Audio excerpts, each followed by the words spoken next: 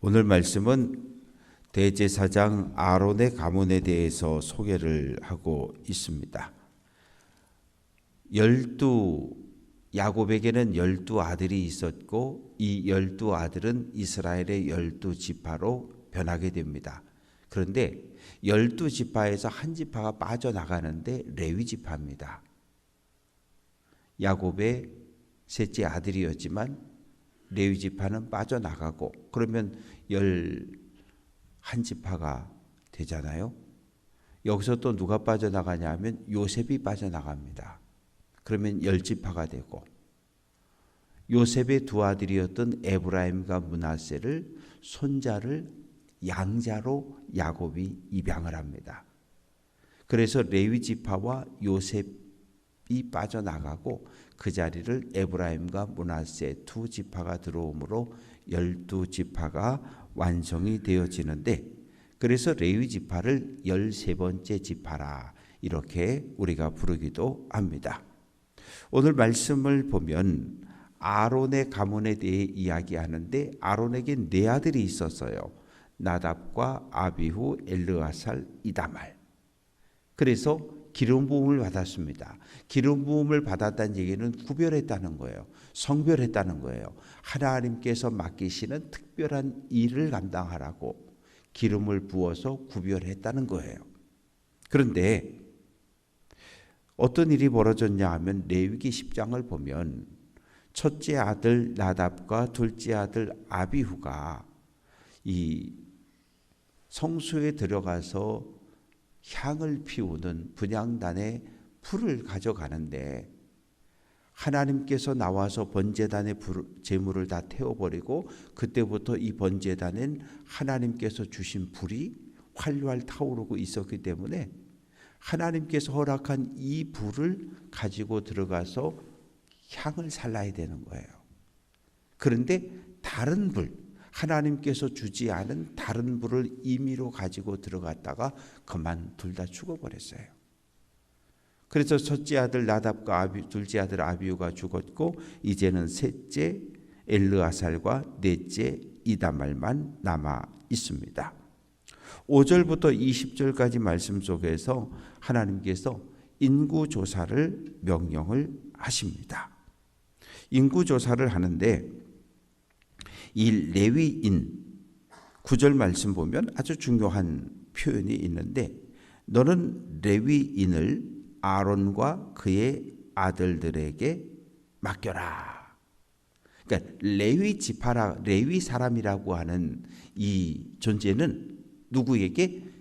제사장들에게 봉사하고 헌신하는 자로 구별된 사람들이에요. 그리고 또 한 사람들이 나중에 뒤에 가면 등장을 하는데 느디님이라고 하는 거예요. 느드님이라고 하는 사람들은 누구냐 하면 가나안 땅에 대표적으로 7부족이 살고 있었는데 그들 가운데 한 부족 기브온 족속이 항복을 합니다. 여호수아가 여리고성을 무너뜨리고 아이성을 정복하고 싸웠는데 남부 연합군과 싸워서 승리했다는 말을 듣고 이 사신을 보내는 거예요. 찾아와서 이야기합니다. 우리는 저기 멀리서 여기까지 왔습니다. 우리는 당신들과 평화하기를 원합니다. 우리를 살려주십시오. 그래서 하나님의 이름으로 언약을 맺었어요. 평화의 언약을 맺었어요. 근데 나중에 보니까 이 기브온 족속이 저 멀리 있는 족속이 아니라 가나안 땅에 살고 있던 7부족 가운데 하나인 거예요. 그런데 여호와의 이름으로 맹세를 했기 때문에 죽이면 안 되는 거잖아요. 그래서 기브온 족속을 살려주는데 이 기브온 족속을 누구에게? 레위 사람들을 지시를 받아 일을 돕는 느디님으로 결정을 해줍니다. 레위 사람들이 해야 될 일 가운데 무엇이 있습니까? 물을 계속 길어와야 돼요. 우물에 가서 강물에 가서 물을 길어다가 죄물을 도살할 때 피를 닦아내야 되고 제사장도 닦아야 되고 물이 계속 들어가고 제단의 불을 계속 떼야 되기 때문에 뭐가 필요해요? 장작이 필요해요. 이 기브온 족속은 느디님, 그래서 레위인을 돕는 일을 맡았는데 장작을 패고 물을 길어오고 이런 일들을, 그래서 아론과 그의 직계 가족들은 제사장, 레위지파는 누구에게? 아론 가문, 즉 제사장들의 말에 순종하는 사람들. 또 이 느디님은 누구에게? 레위 지파에게 드려진 사람들, 레위 지파의 일을 일정 부분 감당해야 되는 이런 관계로 이스라엘 사지 속에서 자리를 잡게 됩니다. 그래서 레위인이 해야 될 첫 번째 일은 10절 말씀 속에 보면 외인이 가까이 하면 죽여라. 성막 가까이의 외인이, 이방 사람이, 나그네가, 그리고 제사장이 아닌 일반 백성들이 가까이 오면 맞고 죽일 것을 명령하고 있습니다. 그러면서 12절에서 레위인은 내 것이라, 하나님의 선언이셔요. 13번째 지파인 레위 지파는 내 소유라는 거예요. 하나님께서 내 소유로 확정했다는 거예요. 무엇을 위해서? 하나님을 예배하는, 제사장을 돕고 협력하는 일꾼들로 하나님께서 선택하셨다는 거예요. 그럼 왜 그러냐? 이 레위인은 애굽에서 10번째 재앙이 내려져서 애굽의 모든 장자들과 가축의 초태생, 첫 새끼가 죽임당할 때 이스라엘 가문에 속한 장자와 초태생은 모두 살았으니까 그들을 대신해서 누구를? 레위인의 가축을 내 것으로 택했다고 선언을 하십니다. 그래서 인구조사를 하는데 15절 말씀 보면 1개월 이상 된 남자를 다 계수하라. 12지파에서 인구조사할 때는 몇 살 이상 했어요? 20살 이상 했어요. 뭐 할 사람? 전쟁에 나가서 싸울 수 있는 사람. 그런데 레위인들의 숫자를 계산할 때는 1개월 이상 된 남자 모두를 인구조사를 하게 됩니다. 그래서 인구조사를 했더니 총 몇 명이었는가 하면 22,000명이 되게 됩니다. 39절 말씀 보면 레위인의 총합 1개월 이상 된 남자는 모두 22,000명이었다. 그런데 17절 말씀 보면 레위에게도 아들이 셋이 있어요. 17절 게르손, 고핫, 무라리. 이 세 아들이 있는데 세 종족대로 인구조사를 쭉 해보니까 22절에 게르손 종족은 7,500명. 이 게르손 종족은 어디에 진을 칩니까? 모세와 아론이 동쪽, 회막 동쪽 앞에 진을 치고 게르손은 뒤, 서쪽에 진을 치게 됩니다. 그리고 27절 고핫에게서도 여러 자손들이 태어났는데 28절 말씀 보면 8,600명. 이 고핫 자손은 어디에 진을 칩니까? 성막 남쪽에 진을 치게 됩니다. 그리고 이제 33절 말씀 보면 무라리라고 하는 아들이 있는데 그 종족의 숫자를 세보니까 6,200명. 이 무라리 자손은 성막 북쪽에, 그래서 동쪽에는 모세와 아론이, 서쪽에는 게르손이, 남쪽에는 고핫이, 북쪽에는 무라리 가족이 진을 쳐서 회막을 보호하고 외인들이 가까이 하지 못하도록 막습니다. 이제 40절부터 마지막 절까지 말씀 속에 보면은 레위 사람이 맏아들 구실을 하는 그런 이야기가 말씀 속에 기록이 되어져 있습니다. 그 이유는 간단해요. 애굽에서 10번째 재앙 때 죽어야 되는데 살아남았기 때문에 그 살아남은 자를 대신해서 장자들을 대신해서 레위인들을 내 소유로 하나님께서 택했다, 이렇게 말씀하셔요. 이 말의 의미는 뭐냐 하면 장남은 내 거라는 거예요. 그래서 우리나라에 1980년대에 우리나라에 들어온, 그때부터 1945년 해방된 때까지 이 한국 땅에 들어왔던 선교사들이 대략 1000여 명 정도 돼요. 이 많은 선교사들 가운데 다수가 장남입니다. 왜요? 1980년대 후반부터 1900년대 초까지 전 세계적으로 이 부흥의 운동이 일어났거든요.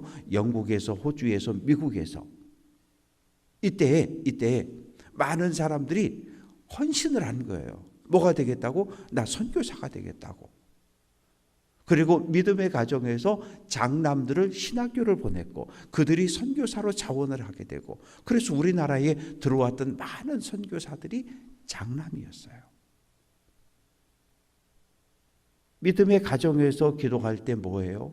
하나님, 아들을 주셔서 감사합니다. 첫 아들을 주셔서 감사합니다. 첫 아들은 하나님의 일꾼으로 드리겠습니다. 그래서 목회자들 중에도 장남이 많아요.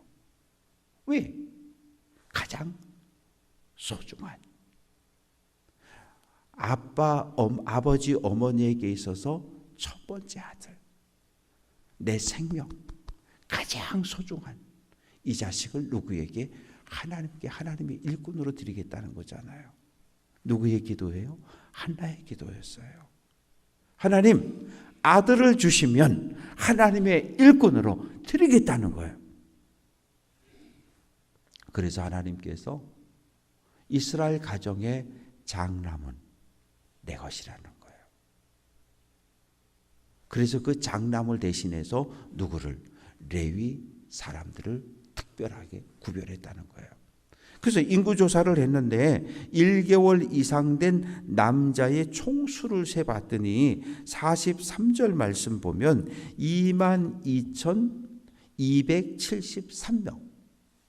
레위인은 22,000명인데 각 가정에서 장자에서 1개월 이상 된 태어난, 광야에서 태어난 1년 동안 태어났던 그 남자 아이들의 숫자를 세보니까 22,273명.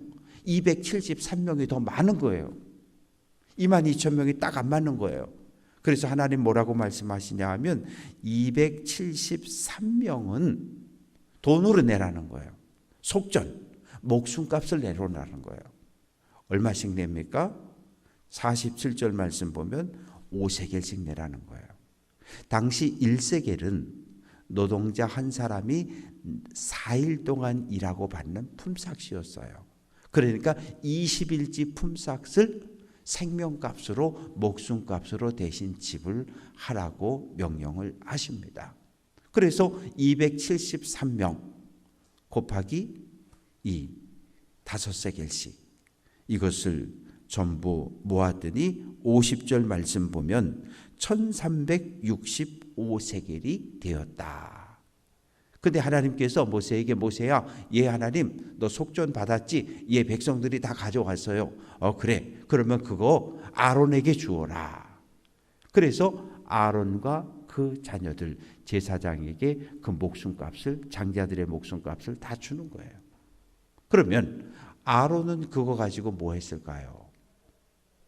아론은 그걸 가지고 회막을 보수하는 일에 사용을 합니다. 왜냐하면 시간이 지나면 회막의 일부분들이 천들이 낡아서 사가지기도 하고 찢어지기도 하고, 그리고 번제단에 이 노수로 감싸놨긴 하지만 계속 불을 떼다 보니까 녹아서 망가지기도 하고 계속 보수를 해야 돼요. 그래서 장자들의 목숨값, 속전을 가지고 아론이 회막에서 봉사하고 회막의 여러 성물들을 교체하고 수리하는 일에 사용을 했습니다. 말씀을 정리해 보겠습니다. 하나님께서 레위인은 내 것이라고 말씀하셔요. 내 것이라. 그러면서 레위인들에겐 땅을 주지 않으셨어요. 레위인들은 가나안 땅 전체에서 48개의 성읍을 구별해서 그곳에 머물게 하셨어요. 어떤 목적일까요? 만약에 가나안 땅이 꽤 넓은데 그 넓은 가나안 땅에 성소를, 하나님을 예배하는 장소를 딱 한 군데만 정해줬다고 하면 불공평하잖아요. 왜? 가까운 지파에 있는 성소가 유다 지파에 하나만 있으면 나머지 저 북쪽이나 요단 동쪽에서 있는 지파들은 오기가 어렵잖아요. 유다 지파 사람들은 자주 갈 수 있잖아요. 그래서 하나님께서 모든 지파에 4개씩 주신 거예요. 모든 지파에서 4개씩 주셔서 어느 누구도 너무 멀어서 하나님을 예배할 수 없어요 라고 핑계하지 못하게 하셨고, 언제나 하나님을 예배하는 것이, 찬양하는 것이 일상의 삶이 될 수 있도록 가까운 곳에 성소들을 허락해 주셨습니다. 오늘 이 땅에 세워진 교회들이 어떻게 보면 성소의 역할을 하고 있는 거죠. 각 지역에 교회가 세워지고 그 지역의 성도들을, 주민들을 섬겨갈 수 있도록 하나님께서 교회들을 세워주셨습니다. 말씀을 정리해 봅니다. 레위 지파 13번째 지파였지만 하나님은 내 것이라고 선언하셨어요. 하나님의 특별한 사명을 감당하라고 하나님과 이스라엘 백성 사이에서 제사장으로, 레위인으로 하나님을 예배하고 제사하는 일을, 백성들을 섬기는 일을 감당하라고 불러주신 사람들이 레위인이고 또 아론과 그의 아들들 제사장 가문입니다. 그러나 같은 레위인이지만 맡았던 역할은 또 다 달라요. 고앗 자손들에게는 어깨에 언약궤를 비롯한 성물을 메고 가게 하셨어요. 그러나 게르손과 무라리 이 가문에게는 천막을, 또 말뚝을, 널판을, 이런 무거운 것들을 또 짊어지고 가게 하십니다. 그래서 모세가 나중에 이제 뒤에 가면 그런 이야기가 나와요. 고앗 자손에게는 소와 수레를 한 개도 안 줘요. 그러나 무라리와 게르손 자손에게는 수레도 주고 소도 줍니다. 수레를 소 2마리가 끌고 가는데, 왜? 너무 무거우니까 천막을 싣고 가야 하고, 말뚝을 뽑아서 싣고 가야 하고, 또 휘장을 철거해서 또 싣고 가야 하고. 그러나 고앗 자손에게만큼은 수레도 소도 주지 않아요. 오직 어깨로 메고 가래요. 같은 레위 지파였지만 맡은 사역이 달라요. 우리들도 마찬가지입니다. 우리 모두가 하나님의 거룩한 제사장, 왕이신 하나님을 섬기는 제사장으로 부름받았지만 우리가 교회 안에서 우리가 감당해야 될 사역은 서로 달라요. 그냥 다른 거예요. 그건 비교하면 안 돼요. 나는 찬양대에 있는데 너는 왜 찬양대 안 해? 나는 교사하는데 너는 왜 교사 안 해? 나는 주방에서 식당 봉사하는데 너는 왜 안 해? 그럴 필요 없는 거예요. 나에게 주어진 자리, 나에게 맡겨진 자리를 서로가 비교하지 말고 묵묵히 말없이 봉사하며 가는 것, 그것이 하나님께서 우리에게 말씀하시는 뜻이에요. 오늘 한 날도 이 말씀을 우리 마음판에 새기고 믿음의 길을 잘 달려낼 수 있는 귀한 성도들 될 수 있기를 주님의 이름으로 축원합니다.